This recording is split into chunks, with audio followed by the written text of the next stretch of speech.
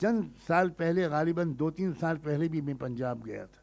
आपको हैरत होगी कि जो पूरी दुनिया में सिखों के सबसे बड़े रूहानी पेशवा हैं, पेशवा थे, जत्थेदार थे दरबार साहब के, गोल्डन टेम्पल के, यानी पूरी दुनिया के सिखों के सबसे बड़े मजहबी रहनुमा ज्ञानी हरप्रीत सिंह, मैंने उनसे फ़ोन पर बात की कि मैं दरबार साहब में आकर आपसे मिलना चाहता हूँ पिछले सफ़र में।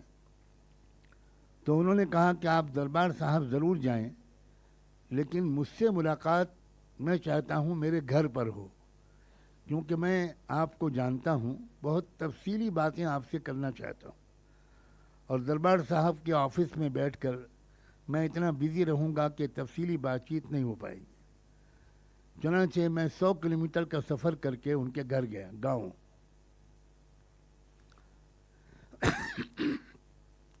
आपको ये जानकर हैरत भी होगी और खुशी भी होगी कि वो थोड़ी देर के बाद उठकर कमरे के अंदर, अपने घर के अंदर गए और एक किताब बहुत खूबसूरत कवर में लिपटी हुई लाए और बड़े अदब के साथ घुटनों के बल बैठकर मुझे पेश किए।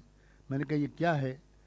तो उन्होंने कहा कि यह कुरान का पंजाबी गुरमुखी ज़बान में ट्रांसलेशन है जो मैंने खुद किया है। सोचिए, क्या हम सोच सकते हैं कि पूरी दुनिया के सिख मज़हब के मानने वालों का रूहानी पेशवा वो कुरान का तर्जुमा कर चुका है और हमको खबर भी नहीं। दिल्ली ही में छपा वो। उसके बाद एक और चीज़ वो उन्होंने मुझे तोहफे में दी। मैंने पूछा ये क्या है? उन्होंने कहा मेरा पीएचडी का थीसिस है जिस पर मैंने डॉक्टरेट की डिग्री ली पटियाला यूनिवर्सिटी से। क्या मौजू है उसका? आप की आंखों में आंसू आ जाएंगे ये सुनकर कि उन्होंने रिसर्च करके साबित किया है कि अल्लाह के जो 99 नाम बाबा गुरु नानक जी ने गुरुवाणी में, गुरु ग्रंथ साहब में बताए हैं कि ये हैं 99 नाम खुदा के। ये वही 99 नाम हैं जो पैगंबर मोहम्मद साहब ने और कुरान ने बताए हैं। ये सीधा सीधा उन्हीं नामों का पंजाबी गुरमुखी ज़बान में तर्जुमा है।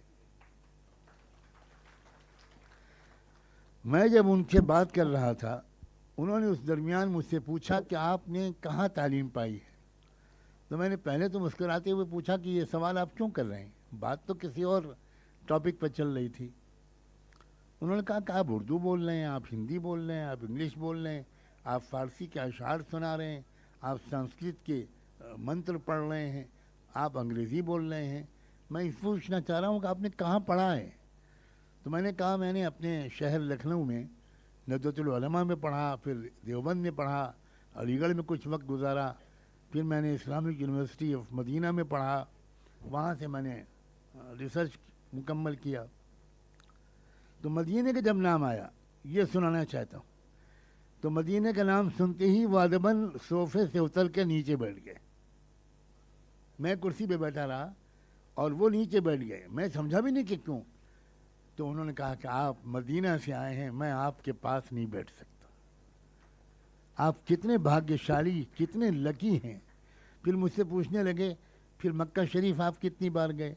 मैंने कहा मैंने चूँकि तकरीबन 8.5 पौने 9 साल वहाँ गुजारे, तो हर 1-1.5 महीने में हम उम्रा करने जाते थे। मैं बिल्कुल यंग था उस वक्त, तो हर महीने जाते थे। गिनती ही करना मुश्किल है कि कितनी बार मक्के गए।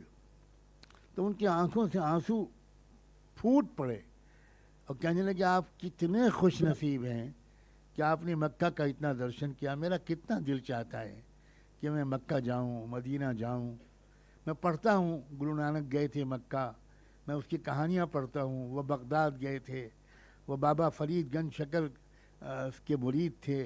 मैं ये सब पढ़ता हूँ, बहुत कुछ मेरे अंदर जज्बात हैं। फिर आगे चल के उनसे क्या बातें हुई वो एक लंबी कहानी है। उनकी छोटी बच्ची, बल्कि एक छोटी बच्ची मैं जानता भी नहीं था कि वो उन्हीं की है, वो कमरे के दरवाजे पर आकर खड़ी हो जाती थी और वहीं दूर से हम लोग दोनों को देखती रहती थी। जब एक दो बार ऐसा हुआ तो मैंने उनसे कहा कि बच्ची आपसे कुछ कहना चाहती है और शायद मेरी वजह से अंदर नहीं आ रही है, आप ज़रा सुन लीजिए क्या बात है। उन्होंने कहा नहीं, कहना कुछ नहीं चाहती, क्योंकि मैंने घर में बता दिया है अपनी वाइफ को कि एक साहब आए हुए हैं मक्का मदीना वाले।